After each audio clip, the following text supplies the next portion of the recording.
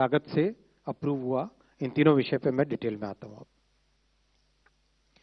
साथियों, पुणे आज देश में one of the largest cities के रूप में उभरा है और बहुत बड़ा इकोनॉमिक सेंटर है, एजुकेशन हब है, R&D का बहुत बड़ा हब है, बहुत अच्छे एजुकेशनल इंस्टीट्यूशंस है वहाँ पर। महाराष्ट्र में सेकंड मोस्ट पॉपुलर सिटी है। वहाँ के अर्बन ट्रांसपोर्टेशन को एक तरीके से रिजुविनेट करने के लिए लगातार प्रयास किए गए हैं। आपने देखा है कुछ ही समय पहले कैबिनेट के कई निर्णयों में पुणे मेट्रो को लगातार एक के बाद एक प्रोजेक्ट से अपग्रेड किया जा रहा है। अभी करीब 33 किलोमीटर ऑपरेशनल है पुणे मेट्रो और 33 किलोमीटर और इसका कंस्ट्रक्शन चल रहा है। आज लाइन 2 इसका 3,626 करोड़ रुपीस के आउटले से इसका एक्सटेंशन अप्रूव हुआ। इससे 12 किलोमीटर 12.75 किलोमीटर और ऐड होंगे और 13 more stations will be added. City के जो बहुत फास्ट ग्रोइंग सबर्ब्स है ईस्ट और वेस्ट में, वो सब इससे कनेक्ट होंगे। बहुत सारे IT हब्स हैं, एकेडमिक एरियाज हैं और रेजिडेंशियल एरियाज हैं जिसको इसका बेनिफिट मिलेगा। जो ऑपरेशनल लाइन है लाइन 1 और लाइन 2, लाइन 1 नॉर्थ और साउथ का कॉरिडोर है, लाइन 2 ईस्ट और वेस्ट का कॉरिडोर है।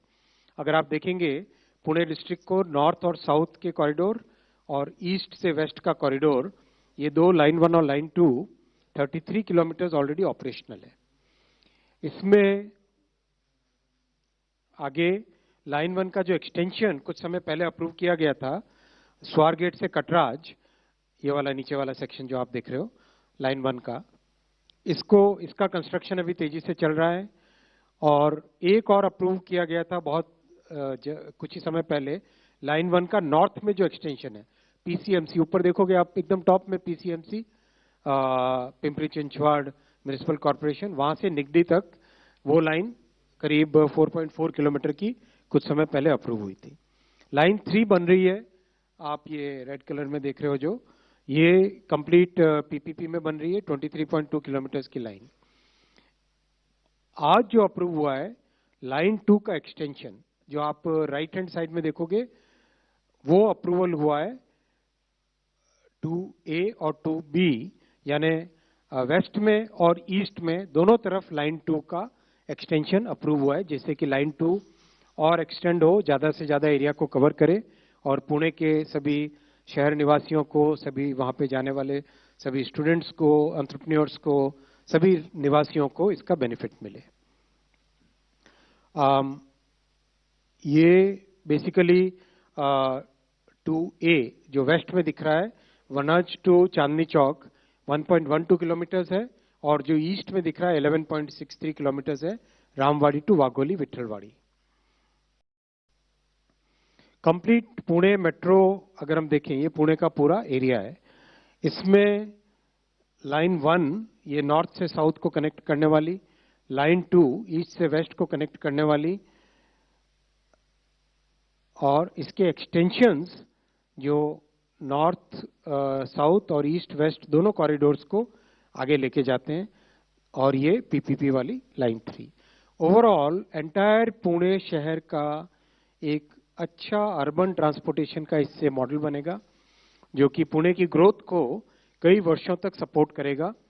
और बहुत अच्छा इसका बेनिफिट है, एनवायरमेंटल बेनिफिट है, बहुत अच्छा लोगों की कॉस्ट ऑफ लिविंग कम होती है, ईज ऑफ लिविंग बढ़ती है, और total network one of the largest in the country होएगा, which will be comparable to the large cities of Delhi, Mumbai, Chennai, Bengaluru, Kolkata, इन सब के बराबर होते होते 80 किलोमीटर्स का नेटवर्क बनेगा। आप जानते हैं कि इन 11 वर्षों में देश में मेट्रो का बहुत रैपिड एक्सपेंशन हुआ है। 2014 से पहले मात्र 5 शहर थे जिसमें मेट्रो थी, आज 24 शहर है जिसमें मेट्रो है। मेट्रो का नेटवर्क जहां 248 किलोमीटर टू 48 किलोमीटर्स था, आज 1000 किलोमीटर से ज्यादा 1036 किलोमीटर्स है। करीब करीब दुनिया में टॉप 3 लार्जेस्ट मेट्रो नेटवर्क्स में भारत की गिनती होने लगी है। डेली राइडरशिप 1 करोड़ से ऊपर पहुंच चुकी है मेट्रो नेटवर्क में। That's a very big change because that really improves people's lives. Cost of living कम होती है, एनवायरमेंटल लोड कम होता है, कार्बन डाइऑक्साइड एमिशंस कम होते हैं, और ट्रैफिक का जो कंजेशन होता है शहर में वो कम होता है। ट्रैफिक के कंजेशन के कारण जो ह्यूमन ट्रेजेडी आती है कई बार एक्सीडेंट्स के रूप में, वो कम होती है। इसीलिए मेट्रो का एक्सपेंशन मोदी जी ने, प्रधानमंत्री जी ने बहुत एक मेथोडिकल वे में इन 11 वर्षों में किया है। इन 11 वर्षों के काम में जो पिछला एक वर्ष है, उस एक वर्ष के काम में हमारे मिडिल क्लासेस के लिए और यंग जनरेशन के लोगों के लिए नई अपॉर्चुनिटीज क्रिएट हो, उसके लिए बहुत सारे इंफ्रास्ट्रक्चर के प्रोजेक्ट साथ में लिए गए। ये एक साल की समरी है, करीब करीब 10.5 लाख करोड़ रुपए के टोटल प्रोजेक्ट्स लिए गए, जिसमें कई तरह के प्रोजेक्ट्स हैं। मेट्रो है, हाईवे है, एयरपोर्ट है, पोर्ट है, इंडस्ट्रियल टाउनशिप्स है, रेलवेज है, हाइड्रो प्रोजेक्ट्स है, रोपवेज है। ये कंप्लीट उसकी एक समरी है। जैसा हर कैबिनेट में कुछ न कुछ ऐड होकर आपके सामने समरी रखी जाती है, ये वही समरी है। ट्रांसपोर्ट सेक्टर में इन्वेस्टमेंट करने से देश का ओवरऑल डेवलपमेंट होता है, एफिशिएंसी बढ़ती है, कार्बन डाइऑक्साइड का लोड कम होता है, कॉस्ट ऑफ लॉजिस्टिक्स कम होती है। इसीलिए अब तक इस एक वर्ष में 4,61,000 करोड़ रुपए के ट्रांसपोर्टेशन के सभी प्रोजेक्ट्स सैंक्शन किए हैं कैबिनेट में। मैं साथियों आऊंगा, बहुत इंपॉर्टेंट प्रोजेक्ट है झारिया कोल फील्ड। झारिया कोल फील्ड की एक यूनिक प्रॉब्लम है। कोल कंपनीज का जो नेशनलाइजेशन हुआ था, उससे पहले एक लंबे समय तक अनसाइंटिफिक तरीके से माइनिंग होती थी। उस अनसाइंटिफिक तरीके से माइनिंग होने के कारण झारिया के पूरे एरिया में जमीन के नीचे बहुत एक लंबे समय से फायर का इंसिडेंस चल रहा है। उस फायर के इंसिडेंस के कारण वहां पे रहने वालों के लिए तकलीफ है। कई बार जमीन में से आग निकल के आती है। बहुत एक सीरियस बड़ी प्रॉब्लम है। इस प्रॉब्लम को सॉल्व करने के लिए 2009 में पहले एक मास्टर प्लान बना था। उसमें कई तरह के सुधारों की जरूरत थी और इन पिछले 10 वर्षों में एक सस्टेन्ड वे में काम किया, जिसके कारण जो एक्टिव फायर साइट्स थी वो 77 से रिड्यूस होकर 27 में आ गई, 77 से कम होकर 27 पे आई। और जो स्टेबलाइज करना था 595 साइट्स में से 39 साइट्स स्टेबलाइज हुई। अब तक की जो लर्निंग रही, उस लर्निंग को लेके एक नया मास्टर प्लान आज कैबिनेट ने अप्रूव किया है, जो कि ये झारिया का नक्शा है। अगर आप देखें, झारखंड का वो हिस्सा जहां पे कोल की बहुतायत रहती है, ये दामोदर रिवर के साथ लगा हुआ धनबाद का एरिया, यहां पर झारिया कोल फील्ड है। इस तरह की परिस्थिति रहती है। रात में देखो, कई जगह पे जमीन में से आग निकली हुई दिखाई देती है।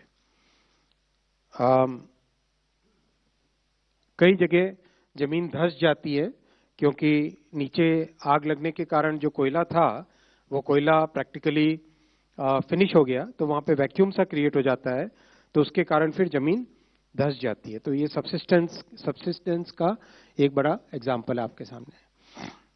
तो अब आज जो कैबिनेट में अप्रूव हुआ है नया मास्टर प्लान, 5,940 करोड़ रुपए का है और इसमें फंडामेंटल चेंजेस जो आए वो सबसे बड़ा इंस्टीट्यूशनल रीस्ट्रक्चरिंग, कैसे सिस्टम को और स्ट्रेंथन करें, टेक्निकल लोग साथ आए, वर्ल्ड ग्लोबल एक्सपर्ट्स हैं वो सब साथ आए, और जो लोकल नॉलेज है, जो वहां के निवासियों ने वर्षों से जो नॉलेज गेन की है, उस नॉलेज का उपयोग करके हम एक सॉल्यूशन लेके आ सके। पहला ये। दूसरा, रिहेबिलिटेशन ऑफ द फैमिलीज, जिनको अपना घर बार इन परिस्थितियों के कारण छोड़ना पड़ रहा है, उनको कैसे एक बेहतर जिंदगी दे सकें, बेटर स्किल दे सकें, बेटर लाइवलीहुड दे सकें, वो ध्यान में रखते हुए यहाँ पे किया गया है। और तीसरा, जो रिहेबिलिटेशन वाले एरियाज हैं उसमें किस तरह से सोशल और इकोनॉमिक इंफ्रास्ट्रक्चर को बेटर करें, रोड्स हो, हॉस्पिटल्स हो, स्कूल्स हो, उन सबको स्ट्रेंथन करें। और चौथा, राज्य सरकार और वहां के बाशिंदे, उस एरिया में रहने वाले, धनबाद के झारिया के उस एरिया में रहने वाले जो निवासी हैं, जो परिवार हैं, उन सबको एक साथ, उन सबको साथ लेके, उनकी भावनाओं के साथ जुड़ के, उनकी जीवन शैली के साथ जुड़ के, उनकी जरूरतों को समझ के कंप्लीट मास्टर प्लानिंग और एग्जीक्यूशन किया जाएगा। वो इसका बहुत बड़ा एक फैक्टर है।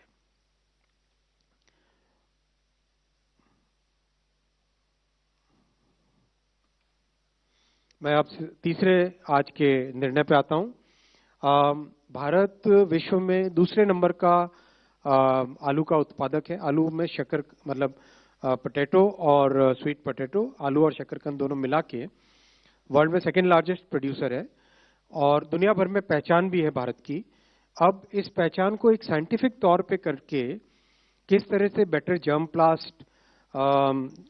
प्लाज्म डेवलप हो, किस तरह से इंटरनेशनल और नेशनल साइंटिफिक रिसर्च का उपयोग करें, फूड प्रोसेसिंग को कैसे हम सुधारें, इन सब को ध्यान में रखते हुए आगरा, उत्तर प्रदेश भारत में सबसे बड़ा आलू का उत्पादक है और उत्तर प्रदेश में जो आगरा के आसपास वाला क्षेत्र है वो बड़ा आलू का बेल्ट है। उस बेल्ट में आगरा में जो इंटरनेशनल पोटैटो सेंटर है उसका रीजनल सेंटर स्थापित किया जाएगा 111 करोड़ रुपए की लागत से। राज्य सरकार ने बहुत ही निर्णायक तरीके से काम करके जमीन दे दी है ऑलरेडी और अब वहां पे केंद्र सरकार और राज्य सरकार और इंटरनेशनल सेंटर के सहयोग से ये सेंटर बनेगा। इस सेंटर के बनने से देश में जो अगर हम कहें हमारे फूड ग्रेन्स दोनों राइस और वीट, उसके बाद में जो थर्ड मोस्ट कंज्यूम्ड प्रोडक्ट है, एग्रीकल्चरल प्रोडक्ट है, वो पोटैटो है। तो ये इस सेंटर से एक साइंटिफिक तरीके से आगे बढ़ा जाएगा, इसीलिए निर्णय लिया गया है। किसानों के हित में कई सारे निर्णय लिए गए अब तक, उसी कड़ी में ये एक महत्वपूर्ण निर्णय है।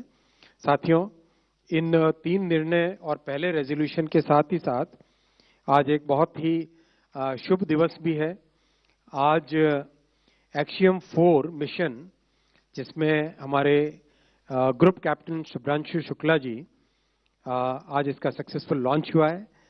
तो भारत की कैबिनेट ने माननीय प्रधानमंत्री जी की अध्यक्षता में एक रेजोल्यूशन पास किया है। वो रेजोल्यूशन आपके सामने पढ़ूंगा। हम सबके लिए गौरव का दिन है ये। We welcome the successful launch of the space mission carrying astronauts from India, Hungary, Poland and the US. The Indian astronaut group captain Shubhranshu Shukla is on the way to become the first Indian to go to International Space Station. He carries with him the wishes, hopes and aspirations of 1.4 billion Indians. The cabinet wishes him and other astronauts all the success. धन्यवाद साथियों। मैं प्रश्न लूंगा। हमारे पास करीब 10 minute है प्रश्नों के लिए। तो फर्स्ट रो से किसी को पूछना है? सेकंड रो से, लेफ्ट से आप रुक जाइए, एक मिनट पहले सेकंड रो देख ले। सेकंड रो से कोई? Nobody is there. Okay, third row से आप पूछिए। अच्छा, सेकंड रो से आप पूछ रहे हैं, पूछिए। 39। सर हेलो, मैं श्रीकांत भाटिया हूं सर, संवाद सिंधी न्यूज़पेपर है। सर, आपने मेट्रो की बात की, बहुत अच्छे मेट्रो स्टेशंस बन रहे हैं, ट्रेन भी टाइम पे चलती है, एवरीथिंग इज ओके। पर अभी कुछ समय से देखा गया, specially I am talking for Delhi metro stations, वहाँ इतने सारे फूड जॉइंट्स बन रहे। कैबिनेट की बात करो। अच्छा, कॉन्फ्रेंस नहीं है सिंधी। हाँ, अरुण जी।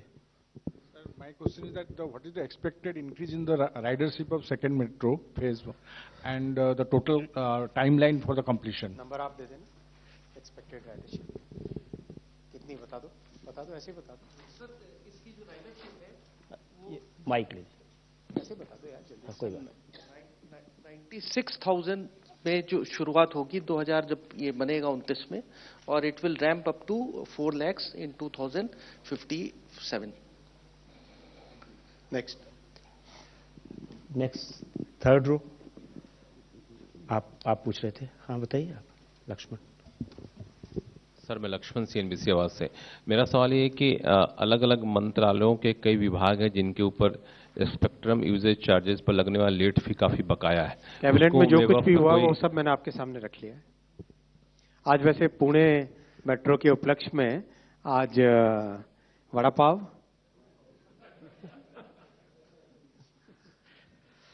और क्या है? अच्छा, अब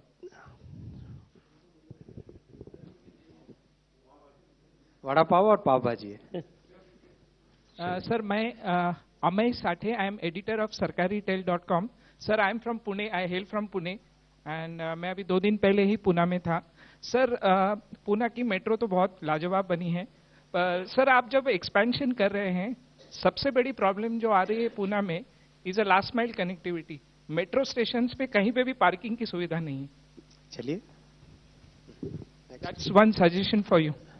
नोटेड। Thank you. इधर लेफ्ट से त्वेश। Hi sir, I'm Tvesh from Economic Times. Sir, regarding the decision on Jharia, जो 2009 का मास्टर प्लान था, उसका सर कितना बजटरी एलोकेशन था, और जो आपने आज मास्टर प्लान अप्रूव करा है, ये आप लोग कब तक अचीव करने का सोच रहे हैं? 2009 का आज वाला प्रोजेक्ट करीब अभी वाला सर 3 साल का है। 3 साल का है। हाँ, the first phase is for 3 years. In the original first phase allocation 2009 7,112. That was the allocation. 7112। 269 इधर लेफ्ट से, राइट से, लेफ्ट से। हाय सर, मेरा नाम अनुवेश रथ है, मैं जी बिजनेस से हूँ। सर, झरिया मास्टर प्लान पे मेरा सवाल है।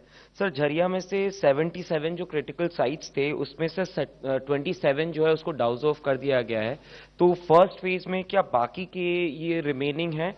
और दूसरा पार्ट ये है सर, जो टोटल रिहेबिलिटेशन का था उसमें 3,39,065 हाउसेस बनाने थे, जिसमें से 2,68,000 बन चुके थे, बट रिमेनिंग वर देयर। तो फर्स्ट फेज में क्या यही है कि इसके सिवाय कुछ एडिशनल भी हैं? करीब करीब जितना काम बच गया है वो सारा फर्स्ट फेज में प्राइमरीली कंप्लीट हो जाएगा। सेकेंड फेज में एक लॉन्ग टर्म काम है। मोस्टली देखो इसमें किस तरह की टेक्नोलॉजीज यूज होती है। इसमें टेक्नोलॉजीज करीब करीब 7 different types of technologies use होती है। पहला है ट्रेंचिंग, सेकेंड है सैंड डाउजिंग, थर्ड है नाइट्रोजन इंसर्शन इन दी एरियाज जहाँ पर इनर्ट गैस है नाइट्रोजन, तो नाइट्रोजन की इंसर्शन से वहाँ पे आग का जो प्रभाव होता है वो कम होने लगता है। इस तरह से कई सारे ऐसे स्टेप्स हैं जिन टेक्नोलॉजीज का लॉन्ग टर्म इम्पैक्ट रहेगा, जिससे कि आगे कभी ये प्रॉब्लम रिकर ना हो। तो फर्स्ट फेज में मोस्टली रिहेबिलिटेशन का और फायर डाउजिंग का जो काम बचा हुआ है वो सारा कंप्लीट हो जाएगा। सेकेंड फेज में इसको लॉन्ग टर्म के हिसाब से काम किया जाएगा। From that side anybody on third row? नहीं, फोर्थ रो? क्या आवाज? वाह। किसी को सिर्फ लेफ्ट क्वेश्चन पूछ रहा, राइट नहीं क्वेश्चन पूछ रहा कोई भी। किसी को और प्रश्न पूछना है या? ठीक है, आई थिंक मेरे ख्याल से बड़ा पाव का असर है। Thank you. खत्म? थैंक यू सर, धन्यवाद। Thank you.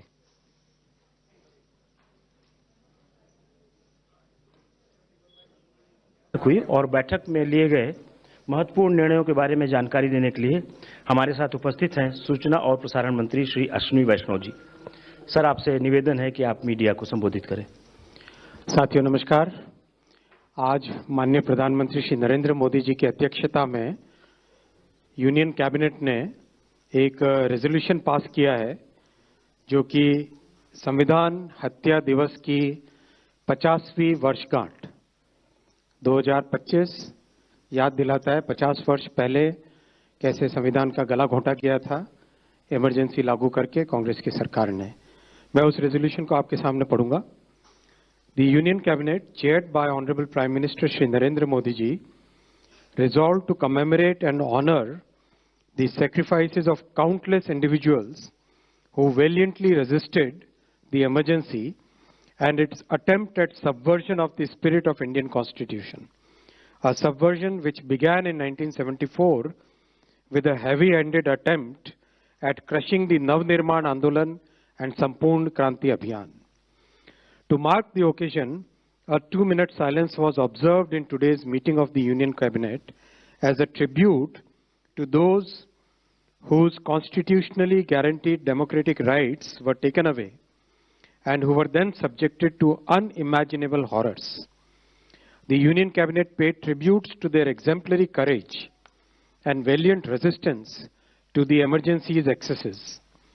The year 2025 marks 50 years of the Samvidhan Hatya Divas, an unforgettable chapter in the history of India where the Constitution was subverted the republic and democratic spirit of India was attacked, federalism was undermined, and fundamental rights, human liberty and dignity were suspended. The Union Cabinet reaffirmed that the people of India continue to repose unflinching faith in the Indian Constitution and the resilience of the country's democratic ethos. It is as important for the young as it is for the old to draw inspiration from those who resisted dictatorial tendencies and stood firm to defend our Constitution and its democratic fabric. India, as the mother of democracy, stands as an example of preserving, protecting, and safeguarding constitutional values. Let us, as a nation, renew our resolve to uphold our Constitution and its democratic and federal spirit. ये resolution आज भारत के cabinet में माननीय प्रधानमंत्री जी की अध्यक्षता में रखा गया कैबिनेट में, और आपके साथ इसका टेक्स्ट शेयर करेंगे। मैं साथियों उसके बाद में कैबिनेट में जो फैसले लिए गए उस पर आता हूं। आज 3 बड़े फैसले लिए गए। सबसे पहले पुणे मेट्रो का एक्सटेंशन 3,626 करोड़ रुपीस के एक्सटेंशन से पुणे मेट्रो लाइन 2। सेकेंड, झारिया एक बहुत पुराना प्रॉब्लमेटिक इश्यू है, वहां पर जो अंडरग्राउंड फायर और लैंड के सबसिस्टेंस के कारण जो दिक्कत आती है, उसका एक रिवाइज्ड मास्टर प्लान आज अप्रूव हुआ 5,940 करोड़ रुपीस से। और तीसरा, इंटरनेशनल पोटैटो सेंटर, उसका रीजनल सेंटर आगरा उत्तर प्रदेश में 111 करोड़ रुपए के लागत से अप्रूव हुआ। इन तीनों विषय पे मैं डिटेल में आता हूं। साथियों, पुणे आज देश में one of the largest cities के रूप में उभरा है और बहुत बड़ा इकोनॉमिक सेंटर है, एजुकेशन हब है, R&D का बहुत बड़ा हब है, बहुत अच्छे एजुकेशनल इंस्टीट्यूशंस है वहां पर। महाराष्ट्र में सेकंड मोस्ट पॉपुलर सिटी है। वहां के अर्बन ट्रांसपोर्टेशन को एक तरीके से रिजुविनेट करने के लिए लगातार प्रयास किए गए हैं। आपने देखा है कुछ ही समय पहले कैबिनेट के कई निर्णयों में पुणे मेट्रो को लगातार एक के बाद एक प्रोजेक्ट से अपग्रेड किया जा रहा है। अभी करीब 33 किलोमीटर ऑपरेशनल है पुणे मेट्रो और 33 किलोमीटर और इसका कंस्ट्रक्शन चल रहा है। आज लाइन 2 इसका 3,626 करोड़ रुपीस के आउटले से इसका एक्सटेंशन अप्रूव हुआ। इससे 12 किलोमीटर 12.75 किलोमीटर और ऐड होंगे और 13 more stations will be added. City के जो बहुत फास्ट ग्रोइंग सबर्ब्स हैं ईस्ट और वेस्ट में, वो सब इससे कनेक्ट होंगे। बहुत सारे IT हब्स हैं, एकेडमिक एरियाज हैं और रेजिडेंशियल एरियाज हैं जिसको इसका बेनिफिट मिलेगा। जो ऑपरेशनल लाइन्स है लाइन 1 और लाइन 2, लाइन 1 नॉर्थ और साउथ का कॉरिडोर है, लाइन 2 ईस्ट और वेस्ट का कॉरिडोर है। अगर आप देखेंगे पुणे डिस्ट्रिक्ट को नॉर्थ और साउथ के कॉरिडोर और ईस्ट से वेस्ट का कॉरिडोर, ये दो लाइन 1 और लाइन 2 33 किलोमीटर ऑलरेडी ऑपरेशनल है। इसमें आगे लाइन 1 का जो एक्सटेंशन कुछ समय पहले अप्रूव किया गया था स्वारगेट से कटराज, ये वाला नीचे वाला सेक्शन जो आप देख रहे हो लाइन 1 का, इसका कंस्ट्रक्शन अभी तेजी से चल रहा है। और एक और अप्रूव किया गया था बहुत कुछ ही समय पहले लाइन 1 का नॉर्थ में जो एक्सटेंशन है PCMC, ऊपर देखोगे आप एकदम टॉप में PCMC Pimpri Chinchwad municipal corporation, वहां से निगडी तक वो लाइन करीब 4.4 किलोमीटर की कुछ समय पहले अप्रूव हुई थी। लाइन 3 बन रही है, आप ये रेड कलर में देख रहे हो, जो ये कंप्लीट PPP में बन रही है 23.2 किलोमीटर की लाइन।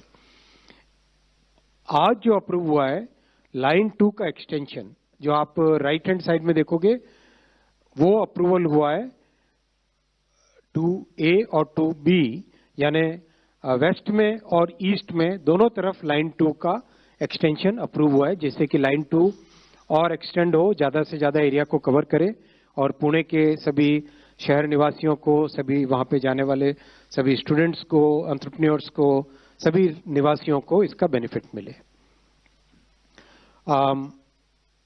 ये बेसिकली 2A जो वेस्ट में दिख रहा है वनाज टू चांदनी चौक 1.12 किलोमीटर्स है, और जो ईस्ट में दिख रहा है 11.63 किलोमीटर्स है, Ramwadi to Wagholi विठलवाड़ी।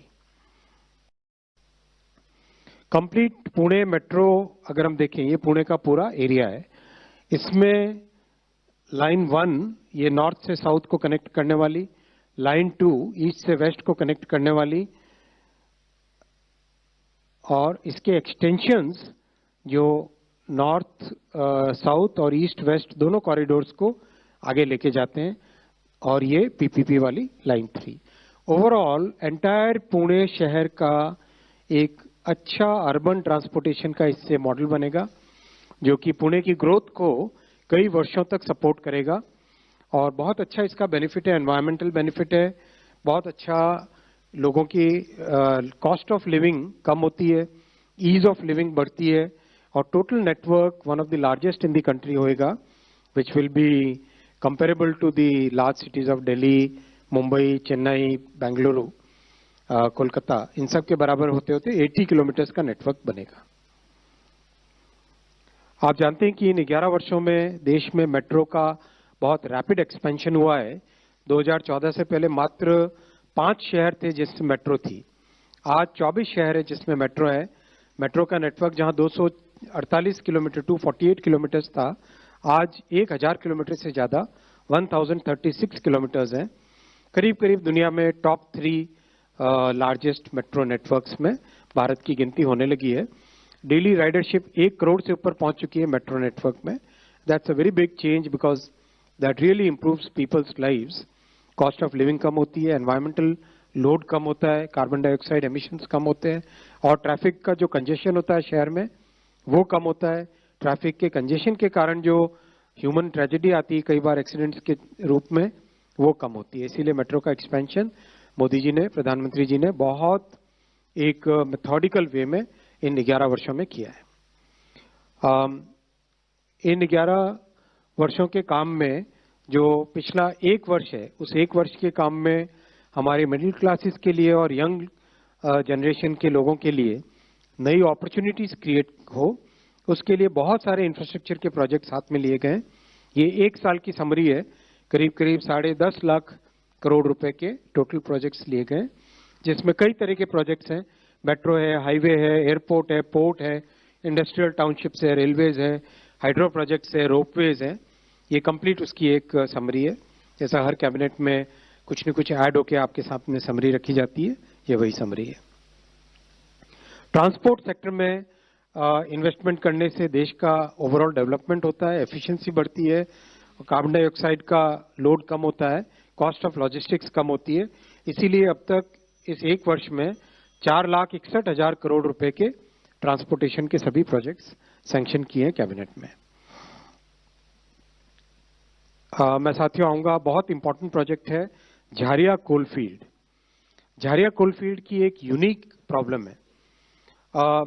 Coal companies का जो नेशनलाइजेशन हुआ था, उससे पहले एक लंबे समय तक अनसाइंटिफिक तरीके से माइनिंग होती थी। उस अनसाइंटिफिक तरीके से माइनिंग होने के कारण झारिया के पूरे एरिया में जमीन के नीचे बहुत एक लंबे समय से फायर का इंसिडेंस चल रहा है। उस फायर के इंसिडेंस के कारण वहां पे रहने वालों के लिए तकलीफ है, कई बार जमीन में से आग निकल के आती है, बहुत एक सीरियस बड़ी प्रॉब्लम है। इस प्रॉब्लम को सॉल्व करने के लिए 2009 में पहले एक मास्टर प्लान बना था। उसमें कई तरह के सुधारों की जरूरत थी, और इन पिछले 10 वर्षों में एक सस्टेन्ड वे में काम किया, जिसके कारण जो एक्टिव फायर साइट्स थी वो 77 से रिड्यूस होकर 27 में आ गई, 77 से कम होकर 27 पे आई, और जो स्टेबलाइज करना था 595 साइट्स में से 39 साइट्स स्टेबलाइज हुई है। अब तक की जो लर्निंग रही, उस लर्निंग को लेके एक नया मास्टर प्लान आज कैबिनेट ने अप्रूव किया है, जो कि ये झारिया का नक्शा है। अगर आप देखें झारखंड का वो हिस्सा जहां पे कोल की बहुतायत रहती है, ये दामोदर रिवर के साथ लगा हुआ धनबाद का एरिया, यहाँ पर झारिया कोल फील्ड है। इस तरह की परिस्थिति रहती है। रात में देखो कई जगह पे जमीन में से आग निकली हुई दिखाई देती है। कई जगह जमीन धंस जाती है क्योंकि नीचे आग लगने के कारण जो कोयला था वो कोयला प्रैक्टिकली फिनिश हो गया, तो वहां पे वैक्यूम सा क्रिएट हो जाता है, तो उसके कारण फिर जमीन धंस जाती है। तो ये सबसिस्टेंस का एक बड़ा एग्जाम्पल है आपके सामने। तो अब जो आज जो कैबिनेट में अप्रूव हुआ है नया मास्टर प्लान 5,940 करोड़ रुपए का है, और इसमें फंडामेंटल चेंजेस जो आए वो सबसे बड़ा इंस्टीट्यूशनल रीस्ट्रक्चरिंग, कैसे सिस्टम को और स्ट्रेंथन करें, टेक्निकल लोग साथ आए, वर्ल्ड ग्लोबल एक्सपर्ट्स हैं वो सब साथ आए, और जो लोकल नॉलेज है, जो वहाँ के निवासियों ने वर्षों से जो नॉलेज गेन की है, उस नॉलेज का उपयोग करके हम एक सॉल्यूशन लेके आ सके। पहला ये।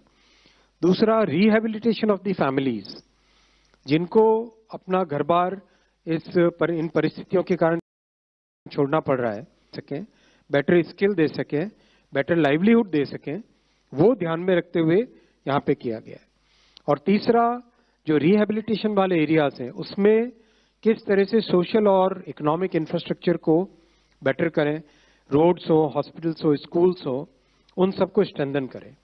और चौथा, राज्य सरकार और वहाँ के बाशिंदे, उस एरिया में रहने वाले, धनबाद के झरिया के उस एरिया में रहने वाले जो निवासी हैं, जो परिवार हैं, उन सबको एक साथ, उन सबको साथ लेके, उनकी भावनाओं के साथ जुड़ के, उनकी जीवन शैली के साथ जुड़ के, उनकी ज़रूरतों को समझ के कंप्लीट मास्टर प्लानिंग और एग्जीक्यूशन किया जाएगा।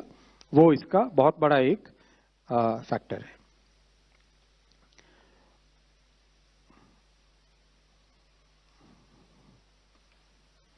मैं अब तीसरे आज के निर्णय पे आता हूं।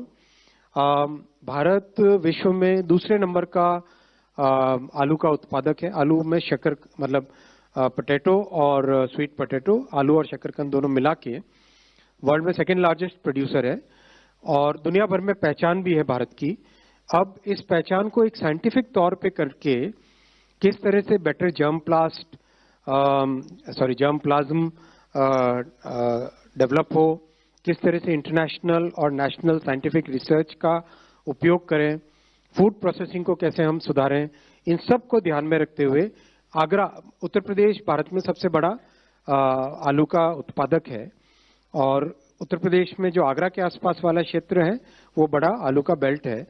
उस बेल्ट में आगरा में जो इंटरनेशनल पोटैटो सेंटर है उसका रीजनल सेंटर स्थापित किया जाएगा 111 करोड़ रुपए की लागत से। राज्य सरकार ने बहुत ही निर्णायक तरीके से काम करके जमीन दे दी है ऑलरेडी, और अब वहां पे केंद्र सरकार और राज्य सरकार और इंटरनेशनल सेंटर के सहयोग से ये सेंटर बनेगा। इस सेंटर के बनने से देश में जो अगर हम कहें हमारे फूड ग्रेन्स दोनों, राइस और व्हीट, उसके बाद में जो थर्ड मोस्ट कंज्यूम्ड प्रोडक्ट है, एग्रीकल्चरल प्रोडक्ट है, वो पोटैटो है। तो ये इस सेंटर से एक साइंटिफिक तरीके से आगे बढ़ा जाएगा, इसीलिए निर्णय लिया गया है। किसानों के हित में कई सारे निर्णय लिए गए अब तक, उसी कड़ी में ये एक महत्वपूर्ण निर्णय है। साथियों, इन 3 निर्णय और पहले रेजोल्यूशन के साथ ही साथ आज एक बहुत ही शुभ दिवस भी है। आज एक्सियम 4 मिशन, जिसमें हमारे ग्रुप कैप्टन शुभ्रांशु शुक्ला जी, आज इसका सक्सेसफुल लॉन्च हुआ है। तो भारत की कैबिनेट ने माननीय प्रधानमंत्री जी की अध्यक्षता में एक रेजोल्यूशन पास किया है। वो रेजोल्यूशन आपके सामने पढ़ूंगा। हम सबके लिए गौरव का दिन है ये। We welcome the successful launch of the space mission carrying astronauts from India, Hungary, Poland and the US. The Indian astronaut group captain Shubhanshu Shukla is on the way to become the first Indian to go to International Space Station. He carries with him the wishes, hopes and aspirations of 1.4 billion Indians. The cabinet wishes him and other astronauts all the success. धन्यवाद साथियों। मैं प्रश्न लूंगा। हमारे पास करीब 10 minute है प्रश्नों के लिए। तो फर्स्ट रो से किसी को पूछना है? सेकेंड रो से, लेफ्ट से आप रुक जाइए, एक मिनट पहले सेकंड रो देख ले। सेकंड रो से कोई? Nobody is there. Okay, third row से आप पूछे। अच्छा, सेकंड रो से आप पूछ रहे हैं, पूछे। 39। सर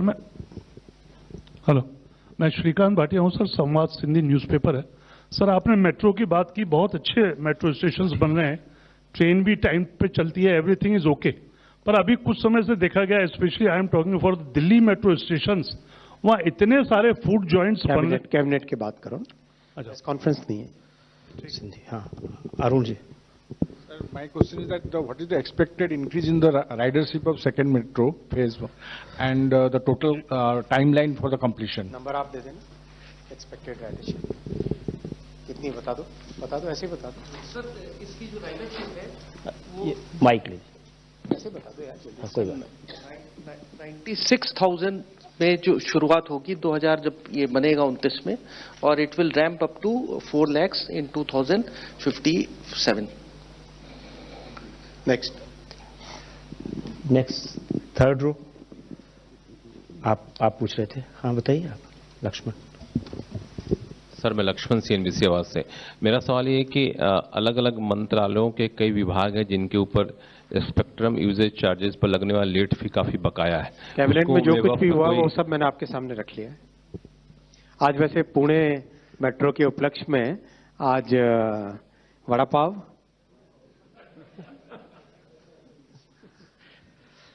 और क्या है? अच्छा, वड़ा पाव के साथ अब